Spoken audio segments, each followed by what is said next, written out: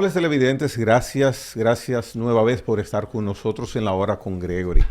Recibo al licenciado José Lois Malcún, un experto en economía dominicana, un tratadista de la economía internacional, ustedes lo saben muy bien, y verdaderamente es interesante poder conversar en este momento con don José sobre temas tan importantes como es la Ley de Responsabilidad Fiscal, recientemente aprobada en el Congreso de la República. Saludos, don José. Esa es la bienvenida Hola. que le doy. Gracias. La nueva ley que usted ha abogado y ha Sí, estado tan pendiente de que se sí. aprobara. Sí, finalmente se aprobó y era bueno aprobarla antes de la reforma fiscal, porque la ley de responsabilidad fiscal es ¿cómo diría yo? Un paso positivo en términos de confianza que le da al contribuyente, ya que esa ley establece ciertos controles en el gasto y en las transferencias por partidas. Refiriéndose al gobierno. Al gobierno, Ya. claro. También al tema de la deuda, fijan un monto del 40% del PIB para el año 2035, al tope de la deuda, lo cual es muy importante. También fija topes a los déficits, donde se supone que deben ir desmontando déficit. Hay obviamente una excepcionalidad para cuando ocurran, ¿cómo se dice? Ocurran acontecimientos imprevistos como un ciclón, por ejemplo, una tormenta, un terremoto que requiera acciones de emergencia. Eso ya la ley contempla flexibilidades en ese sentido, ¿no? En cuanto a los gastos. Pero es una ley que disciplina mucho el gasto público, establece controles muy estrictos y también pone un límite que es importante al tema de la deuda, que mucha gente, tú sabes que en este país habla de la deuda como si estuviéramos al borde de un precipicio, ¿no?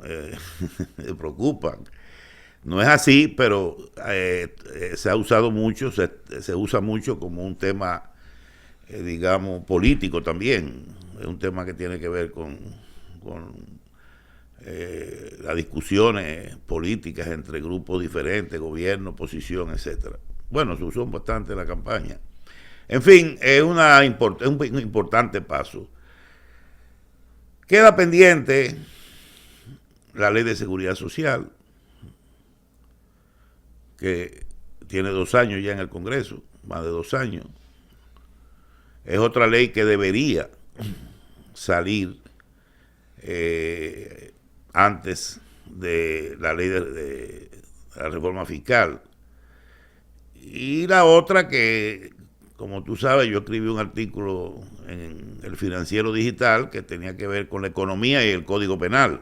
La gente a veces no entiende que hay una vinculación estrecha entre lo legal y lo económico. Y el Código Penal tiene, en ese sentido, mucha vinculación a lo que es la economía, en muchos aspectos. Y lamentablemente se pensaba que iban a aprobar el código ahora, pero decidieron seguir discutiéndolo. Tiene ya, no sé, una década o más en eso. Yo sé que hay un factor que ha estado siempre obstaculizando la ley, que es el tema de las 3 causales. Pero yo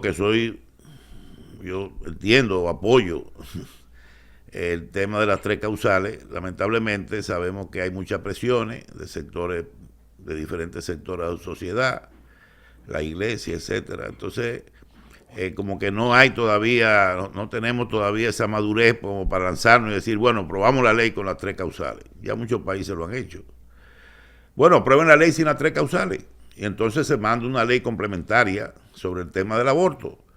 Porque mejor es tener un código penal más o menos actualizado, moderno, que no tener ninguno. Tener el mismo código de hace que sé yo cuántos años ya, que ha dejado de ser. Pero usted ha visto lo que surgió con el aprobado Código Penal que ya está perimiendo, que han llovido críticas del sector empresarial, críticas de diferentes sectores, don José. Entonces, siempre es un código que tiene años en el Congreso, años. Tú sabes que aquí rara vez una ley, ¿por qué la ley de responsabilidad fiscal nadie se opuso a ella? Porque es nueva. No, porque es una ley que el mismo gobierno se pone unas esposas. Eso es un riesgo y le pregunto en ese sentido, don José, ¿no hay a la vista una seguridad del gobierno de que va a tener una reforma fiscal en 2 meses, en 3 meses? Sin embargo, hay un presupuesto que ya está empezando a armarse para el 2025. Claro. Entonces, usted que tiene conocimiento en la materia, ese riesgo que está cogiendo el gobierno, porque ya la ley de responsabilidad fiscal entra para el presupuesto de 2025. Claro. Y entonces, ¿le va a faltar el complemento al gobierno de tener una reforma fiscal? Bueno, vamos a esperar, porque se supone que el presidente el 16 de agosto va a presentar la ley. Pero primero va la reformulación de la Constitución de acuerdo a lo que él ha reiterado. Bueno, también es cierto, pero no creo que él va a mandar una ley primero y otra después. Él puede presentar un paquete de reformas. Él puede presentar el 16 de agosto. ¿Tenemos manos para atender tantas cosas al mismo tiempo? Bueno, pues hay comisiones en el Congreso. Hay una comisión que se supone que estudiará la reforma constitucional. La de la salud tiene 2 años en esa comisión, sí, don José. La de finanzas que estudiará la de la parte fiscal. Pero lamentablemente tenemos un sistema, ¿cómo se dice? El código romano, ¿no? Donde tenemos 3 poderes, hay que respetar cada poder. Ahora el presidente tiene, el partido de gobierno tiene una mayoría amplia en ambas cámaras. Él ha dicho que no va a abusar de esa mayoría. Exacto, él dice que no va a abusar, bueno, pero tiene que buscar también la forma de sacar las leyes, porque estamos hablando, mira, ahora mismo el Fondo Monetario acaba de terminar su evaluación del país dentro del artículo 4. Como expliqué en un artículo, yo dije antes, el FMI, más de lo mismo. Bueno, resultó ser más de lo mismo. Cuando yo leí el informe, sigue siendo el mismo informe que año tras año el fondo hace. Primero, reconoce la fortaleza macroeconómica, el crecimiento de la economía. Estamos ahora creciendo, creo que somos el país con mayor crecimiento de toda la región, o segundo país después de, creo que Surinam. ¿Dónde fue que descubrieron petróleo? Fue allá en Surinam. En Guyana. Que está creciendo como al 20%. Pero estamos entre 2 o 3 países con mayor crecimiento. El sistema financiero, excelente. Todo bien, o sea, pintan un panorama de una economía que está desenvolviéndose dentro de los parámetros aceptables por el fondo. Sin embargo, siempre viene lo mismo. Al final, el fondo reitera la necesidad de una reforma fiscal, la necesidad de una reforma en el sector eléctrico, la necesidad de una reforma en el Estado, o sea, reducir el gasto que implica el aparato estatal, y otras recomendaciones, la necesidad de recapitalización del Banco Central. O sea, todas esas recomendaciones vienen acompañadas en el informe, y yo creo que ya es hora de que los gobiernos, como lo hicieron en el pasado, no tiren ese informe en la basura como lo hacían siempre, como lo han hecho. Yo creo que ahora hay una actitud proactiva, no solamente del gobierno, sino del presidente, de promover esa reforma. Porque él hace 2 años presentó 13 reformas en la mesa de diálogo. ¿Tú no te recuerdas? ¿No recuerdas? Y están ahí. Y ahí están y ahí comenzaron a discutir. Y es que el problema es que si nos ponemos a tratar de consensuar esas reformas, como tú dices, el código, comenzaron a protestar, a oponerse, claro, siempre van a haber sectores que van a cuestionar las leyes y no podemos pasarnos la vida en eso. Sobre eso yo quiero ponerle un ejemplo, algo tan evidente como el pacto eléctrico. No hemos tenido la capacidad de completarlo y ponerlo en ejecución. Algo tan evidente. ¿Y cuántos años tenemos en eso? Porque el pacto eléctrico lo firmaron, pero hubieron sectores que no lo firmaron. Pero se resolvió todo eso y a los 6 meses de este gobierno se firmó y se frizó. Se frizó, se comenzó a ajustar la tarifa eléctrica, que es un problema serio que hay.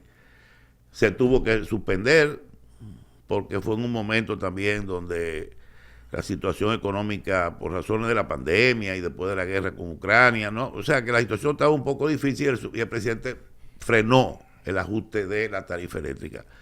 Pero el problema del sector eléctrico, tú me has oído muchas veces. Pero muchas veces. Hablando de eso, es que hay que privatizar la distribución de energía. Bueno, la gestión... El de este, el de norte y el de sur deben desaparecer y pasar eso al sector, a empresas privadas, la distribución pasarla a empresas privadas. ¿Qué usted me dice en torno a eso que usted menciona, a lo que le voy a plantear? El Consejo Unificado de las Sedes ha indicado recientemente que la administración de las mismas va a ser privatizada. La administración, que se va a hacer un pliego, se va a hacer una licitación, don José Lois Malcún. Entonces, esa parece ser la medicina que recibirá el sector eléctrico en cuanto tiene que ver a las distribuidoras. No buscar una mayor eficientización por parte del Estado administrando, sino que la gestión se va a privatizar. Mira, yo no conozco en detalle. Eso es lo que ha dicho el director. Ese plan de gestión. Yo no lo tengo, no puedo hablar de eso. Pero está anunciado. Pero a mí que no me vengan con historia patria. Yo entiendo que el problema se soluciona con una licitación para que la distribución ya sea se regionalice, una parte del Cibao, toda la zona norte, una parte del este que ya está parcialmente privatizada, una parte funciona en el norte, funciona en muy el este. bien, el norte que una parte está privatizada, la zona de Samaná, de Terrena, y una parte del sur que incluye Santo Domingo, el sur. O sea, lo que llaman es de este, del sur y de norte. También puede haber una cuarta. O sea que pueden haber 5 empresas que se encarguen de la distribución mediante un proceso transparente, como estamos ahora seguros que sucederá, de privatizar ese servicio, que sean las empresas privadas que asuman la responsabilidad. Entonces, de la distribución. No es una idea genial, no es una idea genial privatizar la gestión, entonces, porque privatizar la gestión no es una idea genial. Yo no, como te digo, no conozco en detalle. Pero el concepto, don José. El concepto no me convence. Ya. No me convence. Yo no creo en eso. Yo creo en esto es un problema de blanco y negro. Hay que invertir mucho dinero. ¿Quién lo va a invertir? El Estado. El que no tiene. Por eso es que la privatización implica una inversión de 800. ¿Tú crees que la privatización se le va a dar gratis a las empresas? Si tú le vas a hacer una concesión para distribuir energía, eso puede implicar inversión de 700, 800 millones de dólares. Mira, ahora entraron 750 millones del aeropuerto de Aerodón en la renovación del contrato. Las concesiones implican una inversión que tienen que hacer las empresas, más un ingreso que le genera al gobierno, que sería básicamente también para quizás, porque todo el mundo va a tener que pagar la luz. Así como se paga el teléfono, que si tú no pagas a los 5 días te lo cortan, aquí hay que aplicar lo mismo. En cada hogar poner un contador. El gobierno no tiene dinero para invertir más en el sector eléctrico. Es que tú no lo entiendes. Son 1.500 millones de dólares al año de subsidio. Hay que decírselo a Celso eso. Y yo lo entiendo, pero mire. Por eso que estamos jodidos cada vez, nos hundimos más en eso. Porque no se quiere entender que la privatización no es un cuco, es todo lo contrario. Sí, porque está como estigmatizado el decir... pero ven acá. Y si el gobierno quiere cubrirle la luz a los barrios pobres, a una zona de zonas pobres, lo que sea, o pagar una parte del consumo, que se la pague, que es un subsidio, porque se va a ahorrar muchísimo dinero. No te voy a decir que va a reducir el subsidio de 1.500 a 0. Estamos hablando de 1.500 millones de dólares, 95.000 millones de pesos que se gasta en subsidio. Ponle tú que lo baje a la mitad. es un 1% del PIB. Si tú vas a 60.000 millones de subsidios, que son como 1.000 millones de dólares, ya tú tienes una reforma fiscal hecha. Sí, Bueno. y un déficit que baja muchísimo. Ahora, don José, lo de esa idea de la privatización de la gestión de las sedes, ¿eso es algo aprobado por el presidente de la República, don José? Yo no discuto eso. Porque pero, si se está trayendo a colación y se está planteando el aval del presidente de la República en una gestión administrativa de lo que es el Estado Dominicano, siempre tiene que contar con la anuencia del presidente de la República. Yo lo sé, lo que te estoy diciendo es que eso no me parece que va a solucionar nada, porque el problema es que el sector eléctrico necesita mucho capital, y ese capital puede venir de esas empresas privadas que asuman la responsabilidad de la distribución. No, el gobierno no puede ya invertir más, o sea, no puede ni tampoco endeudarse más para invertir en el sector eléctrico. Estoy de acuerdo con mejorar la transmisión, que se pierde mucha energía por problemas de transmisión. Eso sí es responsabilidad del gobierno. Sí, ya eso el Ministerio de Energía y Minas es el responsable. Entonces, eso es, como te digo, si eso es lo que quieren hacer, vamos a ver los resultados. Pero eso no se resuelve sin dinero. En resumen, con cuanto al Fondo Monetario Internacional, su informe, ¿es viable, es comprensible que sí se lleve el gobierno ahora de cumplir las recomendaciones? Sí, ahora el fondo no habla de privatizar. No, yo digo en sentido general, el informe en sentido general. Bueno, de hecho sí, porque el presidente, muchas de las propuestas que hace el fondo ya están en la mesa de diálogo hace 2 años. Ahí están varios de los temas de reforma fundamentales: reforma del sector agua, reforma judicial, reforma del Estado, reforma del sector salud, las leyes, actualizar la reforma fiscal estaba ahí. Todas esas cosas las presentó el presidente Abinader 2 años atrás. No se ha avanzado en eso, y es momento ahora. Yo creo que él viene con la intención en este periodo, lo veo con muy buena intención y con un firme propósito de promover las reformas, incluyendo reducción del Estado, o sea, del tamaño. Él creó una comisión ahí donde nombró como al que era ministro del MAP, Darío Castillo, como el jefe de ese grupo, para que le presente una propuesta de reforma del Estado. Entonces, yo creo que son muchas reformas. Yo creo que él no va a presentar una, va a presentar varias al Congreso, y que el Congreso abra vista pública y que la discuta. Yo no digo que el presidente no va a imponer pasar la ley, eso yo lo sé, no es su estilo. Eso le iba a mencionar, con el carácter del presidente, don José, y se lo he mencionado a otros invitados que he tenido la satisfacción de recibir, que no es confrontativo. Hay medidas fuertes, medidas contundentes que en las reformas deben tomarse. Entonces, con la característica personal de ejercicio de gobierno del presidente, quizás uno piense que es muy difícil que tengamos eso en el tiempo que debemos tenerlo. Le pongo como ejemplo el Código Laboral. También es otro problema grave. Ahora, yo te voy a decir una cosa. Si estas leyes que estamos hablando no se aprueban entre este año y el primer semestre del año que viene, será más de lo mismo. Olvídate. Vamos a seguir en lo mismo. Porque ya viene el año 2027. Si no se aprueba en el 2025 y... ¿En el 25? Bueno, en el 25. El 25, o sea, o este año o el 25 o mediados del 25, olvídate. Eso va a pasar lo mismo que el Código Penal, que la Ley de Seguridad Social, que tienen 2, 3 años, 10 años el código, etcétera. Y entonces vamos a tener, si es así, don José, usted me corrige, que lo que se ha dicho cada año desde hoy a 30 años atrás de lo que sucede con la economía dominicana y donde se ha mantenido, o sea, vamos a tener lo mismo. La diferenciación que se busca, teniendo la posibilidad de aplicar varias reformas para dar un salto y crecer el doble de Producto Interno Bruto, como dice el presidente, de aquí al 2035. Pero con pues las reformas. No se va a lograr. Con las reformas. Claro, con las reformas. Porque lo dijo. Sí. Yo creo que, mira, probablemente la reforma fiscal que el país necesita no se va a hacer. Va a ser tenue, light, como usted ha dicho. Exacto.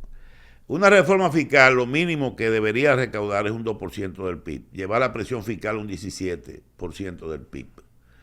Ya yo di un artículo que dice Educación Económica explicando lo que es el PIB. Sí. Para que la gente entienda cuando uno dice, mira, ¿cuánto es un 3%, un 5% del PIB, un 15%, etc.? Un 1, ¿cuántos miles de millones de pesos es? Un 1%. Ahora mismo este año son 74 mil millones, un 1% del PIB. Muy bien. ¿Ok? El déficit, si ¿cuántos puntos es del PIB? El déficit fiscal. Es un 3% para este año. ¿Incluyendo Banco Central? No, déficit del gobierno central. ¿Y por qué no se unifica y cuando se hable de déficit siempre se menciona? Normalmente se trabaja con el déficit, sí, bueno, el fondo habla del déficit consolidado. Incluyendo Banco Central. Pero generalmente uno habla del déficit presupuestario, que es ingreso menos gasto. No incluye el Banco Central. Entonces, ese déficit que está en el presupuesto es de 3%, 3.1, algo así. ¿Qué significa un déficit de 3% del PIB? Bueno, tú multiplicas 74 mil por 3, te da 223 mil millones. Exacto, ese es el déficit. Tú hablas de la presión fiscal, es un 15% del PIB. Bueno, tú multiplicas 74 por 15 y te da la presión fiscal. Igualmente, entonces, la presión fiscal, obviamente, es muy baja en este país. Hay que elevarla a un 2% mínimo. Eso no va a ser. ¿Cuánto es un 2% del PIB? Son 150 mil millones más de ingresos. No creo que eso puede implicar una confrontación fuerte en la sociedad. Sectores van a salir a protestar. Y lo que va a hacer el gobierno probablemente es, bueno, vamos a sentarnos a hablar, vamos aquí, vamos a tomar esto, vamos a complacer aquí, vamos a... Y al final va a terminar como una reforma un poco más tenue, más light, como digo yo, más suave. Sí. Pero también no podemos seguir, el gobierno no puede seguir con la presión que tiene de demandas insatisfechas. Porque hay que entender que todos los días sale una vaina en la prensa, que hay que reparar tal calle, que un puente se cayó, que es una escuela que falta la escuela, que vienen problemas, una tormenta dañó 200 casas que hay que reparar. No hay dinero para tantas cosas. No se puede. Simplemente estamos quedándonos rezagados en satisfacer necesidades fundamentales de la población. Y las notas del gobierno en estos 4 años pasados en inversión de capital no fueron notas excelentes. Muy bajo. El gasto de capital tiene que aumentar, porque gran parte de ese ingreso es para aumentar la inversión. Él lo ha dicho, mismo presidente. No es para gastar más. Bueno, sí, hay casos también, porque también hay que entender que el sector salud, yo he planteado muchas veces eso, hay que aumentar el presupuesto de un 2% del PIB actualmente, que son como 150 mil y pico de millones. Hay que subirlo a 2,5 y después a 3. Así como se hizo con educación, no como educación, que se disparó de 2 a 4, que fue un grave error. Porque es como poner a una persona con hambre a comerse, a llevarlo a una de esas ventas de hamburguesas. Y en vez de dar unas hamburguesas para satisfacer el hambre, tú le das 5. Y el tipo va a salir de ahí con un malestar que después morir. Eso fue lo que le pasó a educación. Le metiste 200 millones, 1.000 millones más. 100 mil millones más de un año a otro. Y no sabían cómo gastarlo. Malgastaron miles de millones y lo siguen malgastando. ¿Por qué? Porque eso debió ser un proceso. Porque no estaba la capacidad de la institución. No estaba en la capacidad de gastar, de usar ese dinero eficientemente. Todavía sobra dinero cada año. Con salud pasa lo mismo. Yo sugiero que se le aumente un 0.5%, de 2 a 2.5%, o sea, serían 30 mil millones más para salud, porque la salud, señores, es sagrada, la salud es algo importante para la población que no tiene los medios, los recursos, para poder pagar un servicio médico, que están por algunos, tú sabes lo que es el servicio médico. medicamentos, etcétera. Don José, volviendo al tema inicial y para hacer la pausa, le hago la siguiente observación para que usted haga un breve comentario. El gobierno parece ser entonces que sí o sí necesita rápido la reforma fiscal porque ya nació la ley de responsabilidad fiscal. Si no hay reforma fiscal y el presupuesto del año 2025 inicia, teniendo el gobierno la ley de responsabilidad fiscal aplicándose, ¿qué sucedería? No, va a ser un problema. Un problema para el mismo gobierno manejarse con el gasto principalmente. Entonces, por esa razón hay la necesidad. Bueno, tú sabes que también a mediados de año siempre se revisa el presupuesto. Se hace lo que se dice una reprogramación. O sea, si tú apruebas la ley en febrero o en marzo, pero ya el presupuesto está diseñado para todo el año, siempre a mediados de año tú mandas al Congreso una reformulación del presupuesto. Eso es tradición, por ley es así. Entonces tú podrías ya, en base a los ingresos adicionales que tú vas a recibir desde febrero, marzo, lo que sea, cuando se comiencen a aplicar las nuevas cargas impositivas o se eliminen exenciones que se están dando ahora, etcétera, lo que sea, tú puedes aplicarla en el presupuesto reprogramado. Eso es usted planteando ese criterio suyo, esa opinión, en la concretización ya de la reforma fiscal. Para el segundo semestre, a más tardar el segundo semestre del año que viene. Vamos a hacer una pausa. José Lois Malcún en La Hora con Gregory. Hoy día, venimos en breve.